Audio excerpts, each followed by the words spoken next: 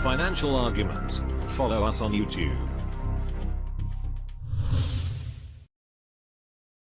Hey everyone, this is Elijah Johnson with FinanceAndLiberty.com, and with us today is Wade Hodges, Director and CEO of Nevada Exploration. Wade, thank you so much for joining us today. Yeah, absolutely, Elijah. Nice to be here. Thank you. All right. Well, I'd first like to discuss a little bit about the gold market. Now, we've seen this pullback recently. Do you think right now is a good time for people to start accumulating gold and silver, or continue to accumulate gold and silver? Or do you think there's a better buying opportunity coming? Yeah, what's my crystal ball have to say about the future of the gold market? What I can say is that we definitely live in a world of uncertainty. I don't see it getting any simpler. It doesn't make any difference who's going to be elected president. We've still got a lot of people with a lot of different points of view. And gold, in my mind, has always been something that people like for reasons that I don't pretend to necessarily understand the details. There's a lot of differences of opinion on that. But historically, it's something that you can trust. You can look at the pattern and you can say, you know what, the trend is definitely moving up. And so for my money, personally, in my life, every time the price of gold drops, people get concerned and ask this kind of question, I accumulate, I buy, whether it's gold shares or the physical metal. It's served me well. I was raised to always try to do big things. Don't worry too much about what might happen and enjoy the little things of the moment. And being part of gold discoveries has been really exciting. And so what we do is watch for the price of gold to drop. And, you know, a lot of people look at their portfolios and see that, oh, we had a good day in the market, and they're happy. They feel rich. They go out and buy dinner or something. For me, it's just the opposite. When the price drops, I get happy because that's the time to accumulate, and knowing that it will come back then in the future, and it's worked well. You said that the presidential election won't affect your outlook for precious metals. Did you want to expand a little bit more on why? Well, I just see there's so many variables that control the price of gold. There's all kinds of people will discuss them. I mean, the fact that there are so many people with so many different points of view. And as a scientist, the goal is to try to understand what the real fundamental, the root causes are to some of these problems that we all see from our own points of view. And I just find it very difficult to control for all the variables. I see no matter which presidential candidate wins the upcoming election, what goes on in Europe or not, there's so many people, so many different points of view, so much pushing and shoving, if you will, that there's always going to be uncertainty. We're always going to, today's up, tomorrow's down. It's like the weather. If you don't like it, hang out for a few minutes, it's going to change. And so in that context, the only safe way to conduct yourself, in my opinion, is to look at all of this, everything that you might choose to do as an option in financial parlance on a possible outcome. So absolutely, we should all spend our time thinking about and imagining different scenarios with the different combinations of all the variables. But understand that we also need to temper these ideas and concepts with a healthy dose of reality checks. We spend 20 minutes talking about what if. Well, we need to spend about 20 minutes thinking about, well, let's check the what if against reality. And so what you do is you don't bet the bank on any particular, one thing. You put a small bet on, that could be. That's a possible outcome. And you put another bet over here and so on. And then you watch. And as the situation unfolds, one situation is going to seem to be more likely than another, and you're getting positive results is what you want. You want to be able to have positive results that then allow you to move incrementally in that direction. And that keeps you close to to what's really happening. And you don't have to worry so much about, oh, what if I bet wrong? What if it doesn't go this way? What if Hillary Clinton wins? Now what am I going to do? What if Trump wins? Oh no, now what am I going to do? And so you can still, vote the way you feel, but you can still have a life. And no matter who wins, we're still going to have a United States of America. We're still going to have a place in the world. We're going to still have, the sun's going to come up. We're a long ways from various end of the world scenarios that I think a lot of people like to point to. And so we can find a good place to keep our minds paying attention to what happens. And so, I don't know, that's there's a few of my opinions on that subject. Definitely, and I think those are very, very good points. One thing that I'd also just like to discuss was you've said before that, we're living in a peak gold world. Can you discuss a little bit about what you mean by that? Well, I know there's been some news stories surrounding peak oil. There was concern, supply and demand relationships in the economic scenarios that, we're going to be running out of supply is going to be restricted, and so demand is going to go up, and that's going to drive the price of gold higher, and so we shall take comfort in that. But I remember, I think it was, the first I heard it was some sheikh in Saudi Arabia said the Stone Age did not end because we ran out of stones. And the oil age will not end because we run out of oil. And it's just like any of these natural resources. It seems to be intuitively logical that, well, we've got a finite amount of X. And it seems to be the bottom line argument to a lot of people that want to then use that thought to help control and direct, manipulate then, what we all do. Think of the Egyptians coming out on the Nile Delta, farming, and I could see them initially with a wooden plow, and that plow increases the fertility of the land. They're able to have more, larger families because they feed more mouths, and they can support armies, and they can go on, campaigns of adding to their wealth by conquering neighboring communities and so on. So it's important to have this fertile situation and the increased crop products that comes from a technology like plowing. And then somebody comes along and says, yeah, but if we continue to do this, we're going to use up all the wood because we're in a desert and we're going to use up all the wood and we're going to run out of plows and we're not going to be able to sustain ourselves. And then somebody came along with copper to put on and coat the wooden plows that allowed them to conserve actually the wood. And but now we're going to run out of copper because it only came from some small outcrops. And so this argument throughout time has been with us that we're going to run out of these resources, so we can't do this anymore. And it's just not true. Do a reality check, and the Stone Age didn't end because we ran out of stones. The Bronze Age doesn't end because we ran out of bronze. Okay? What happens is we come up with new ways to combine the same old materials. And it's the same with gold. There's more gold. There's as much gold. There's plenty of gold. It's sitting there. What we lack is the ability to understand where it is and how to find it. And that's what we're about, is continuing to push those, that veil back. And so it's a quest of learning. It's a seeking of knowledge.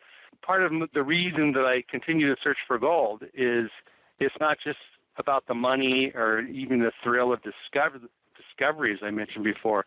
It's also about the unintended consequences that come from that search. Looking for gold has brought me to an understanding of groundwater and then the chemistry of groundwater and how groundwater moves.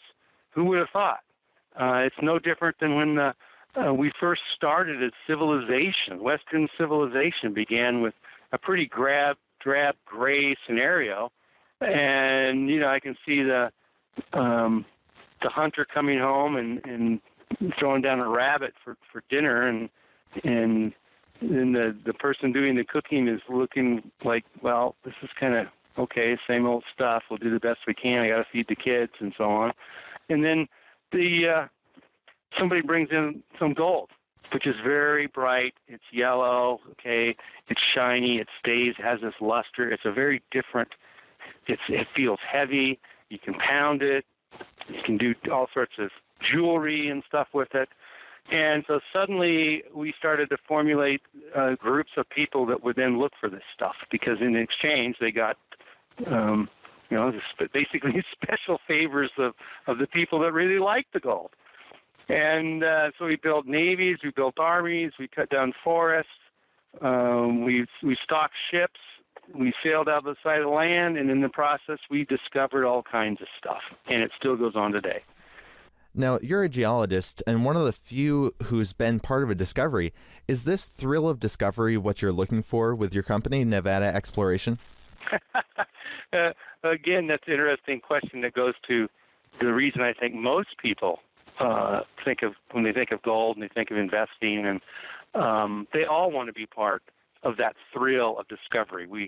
It's so many times I have a conversation with people about gold, and they have this image of a prospector and a mule and a gold pan, and things have come so far since then, but that we continue to have that image of eureka.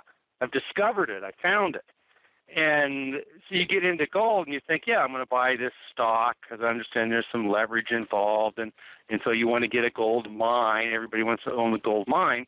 But what they haven't gone through is understanding that the eureka, I found it moment is really not part of the business of mining. The business of mining is fraught with cost overruns, regulatory changes, a fixed price structure, high fixed costs, and we're treated with all kinds of discussions about how we're eventually going to find that gold bar coming out of this machine that we build, this processing plant. And that's not the reason that I'm in it. It's that thrill of discovery, which marks a separate part of the business.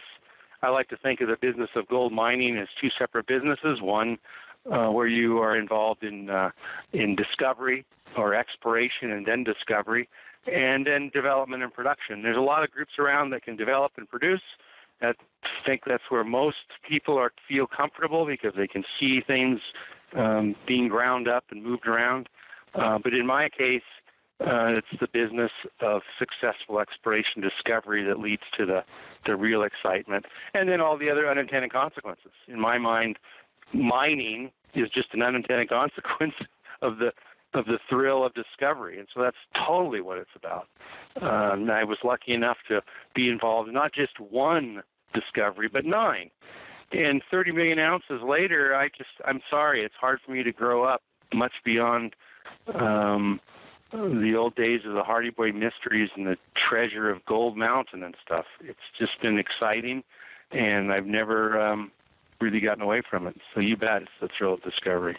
I was going to ask you, if successful, do you think this could really be a game-changing moment for the mining sector? Well, yeah, specifically what we're doing, we're not just about finding the next eureka moment, or, wow, we found a gold deposit. Like I said, I've always tried to do big things, and initially I thought being part of a gold discovery, finding a gold mine was a pretty big thing to work on, and so let's focus on that, not worry too much about what might happen, enjoy the little things of the moment. Well, I did it, several times, and so the problem becomes, well, now what? What's the next big thing you're going to do? And so the next big thing is to not just find one, find several. And to do that, you really need to recognize the history of this process of discovery and exploration, where we've been over the last decade, and a little more involved. But basically, when you pick the low-hanging fruit with the existing technology, you eventually run out of the easy stuff. And it drives you to considering, at the end of the day, new technologies, new ways to make discoveries. And specifically, how can we be more efficient, how we can keep the cost low, because the tendency is to always drill deeper, to look for more complex metallurgy, The story gets even more complicated. Investors' eyes rolls in the back of their head as they listen to most geologists speak. And really they're just looking at the results. And for at the end of, about 2000 to 2010, the results weren't there. There were not really the big discoveries coming in proportion to the amount of money that was being spent in exploration. And people started to think, what's happening? Well, to me, it was another opportunity to observe that what we need is better technologies. And so that's what we've been working on. And yes, it is a game-changing moment. If the business of using the chemistry of groundwater to find gold is successful in one place, then there's really a leveraging over how many other places can this technology be used. And that's what we're about. Not really just a game changer, but a paradigm shift, or it's a disruptive technology, I think, is the latest buzzword. So when it comes to the gold and silver industry, did you want to explain for the viewers what makes Nevada exploration special? Well, Nevada exploration in the state of Nevada is our focus because Nevada is very unique geologically. It has the highest concentration of multi-million ounce gold deposits per unit area of any other place on the planet Earth. It holds that status for some very unique reasons. It's like a perfect storm. There's basically several sets of geologic circumstances have come together in the state of Nevada to create a very unique environment for this precious metal. And it's more of a technical story. It's available on our website if anybody is interested in looking. It's been talked about in How the Earth Was Made, a History Channel series. That's excellent. I recommend to anybody that's interested in natural resources of any kind to understand more about how the Earth is made. But basically, Nevada is the spot that if you didn't know anything more, then let's go to where the odds are best. You throw darts at a map of the state of Nevada and see if one of them might not land on a gold deposit. Well, if you add to that knowledge more detailed knowledge and understanding of the exact nature of the gold deposits and where they occur and why they occur where they do, and you realize that most of the gold deposits that have created this huge abundance of past production are located in the existing or the exposed mountain ranges where you can see the rocks. There's plenty of clues to use to follow them to the gold deposit and make a discovery. Well, that same area, you then realize that 60% of that area is covered by sand and gravel, and that there's very few gold deposits that can be found, underneath sand and gravel relative to the ones that have been seen in the mountain ranges. Well, you look further and you realize that situation that's covered most of the state of Nevada happened after the gold deposits are formed. You can develop a very clear understanding that there's every reason to believe that there's just as much gold in Nevada to be discovered as has already been discovered. It just doesn't exist in them their mountains as much as in them their valleys or the areas between the mountain ranges. And it's covered by sand and gravel. And then you add to it the next observation that most of that area is covered by one medium that no one has ever spent any time looking at, and that's groundwater. And that's what we're focused on at Nevada Exploration, is looking at groundwater that has interacted with buried or covered gold deposits. And just as any metal in contact with water will rust or oxidize, and that process releases trace metals into the groundwater that can then be picked up by fancy geochemical analysis. So you can analyze the gold and trace metals in groundwater. You can follow them just like the old timers did with gold pans up a stream bed to the bedrock source to find the mother lode, if you will. And so what we're doing is basically panning for gold, but using modern technology, 21st century mass spectroscopy, to analyze groundwater for very small concentrations of gold and trace metals, plotting their concentrations on a map and going upstream until we no longer have those concentrations. They'll drop off dramatically, and then we look within that 1 to 2 square miles for the bedrock source. And so that's why Nevada is special. That's why Nevada Exploration, our company, is special, because that's what we're focused on. Now, so what do you see coming in the next couple of years with all the things playing out in your company? What do you see for your company in the next couple of years? Well, we've had a lot of technical hurdles, obstacles to overcome in the last 10 years. In other words, it's easy to imagine the concept. And we're not alone. Other good people have done the same thing. We're really building on the work of the U.S. Geological Survey, the Australian pioneers, and Canadian geologists.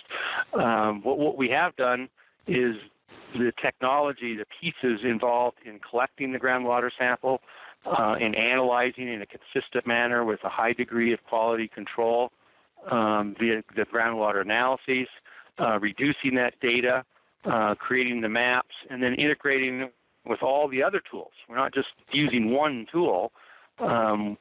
We're using a number of tools in our experience.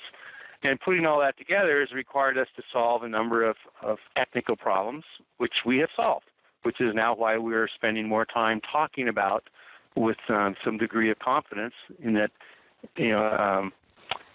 it's also raised to make promises and then keep them.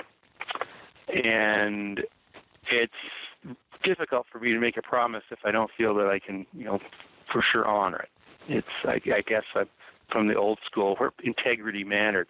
And so I'm very comfortable now that we can make good on these promises. We do have the technology behind us. We've collected more than 50,000 samples in the state of Nevada, and have reduced that to a number of targets. We've collected mineral rights on 5, and we're moving forward aggressively on each of those. We continue to improve the technology of groundwater sample collection. We're far enough ahead, I think, of any competition to really be able to move forward without having. We've got a huge barrier to entry, in other words, to any competition. They're going to have to solve a lot of these problems that we've solved. And so it's only going to make it more powerful, more dynamic when we do finally report that we've got not gold in groundwater, which we have, but we now generated gold in bedrock. And so our focus is on bringing to bear more conventional exploration technologies, basically get into a position where we can actually drill some of our anomalies, and when they start producing the results of gold in the rock, and I think then that the game-changing event, the eureka discovered it moment, will really begin. I see that happening within the next 2 years. And so I'd encourage anybody that's hearing this story for this first time to go to NevadaExploration.com and have a look at the website. There's quite a bit of information. I've been told many times that Wade, this is one of the stories that the more I learn about it, the more I like. And I encourage feedback. So I think that's what I see for the future. All right. Well, Wade Hodges, thank you so much for joining us today. Before we let you go, did you want to share with the viewers where they can find you? And if they're interested in investing in your company, how can they do that? Sure. The simplest way is go to our website, NevadaExploration.com. NevadaExploration.com, all one word. And at that location, you'll find a wealth of information. You can see our contact numbers and more about the details of the story and our history.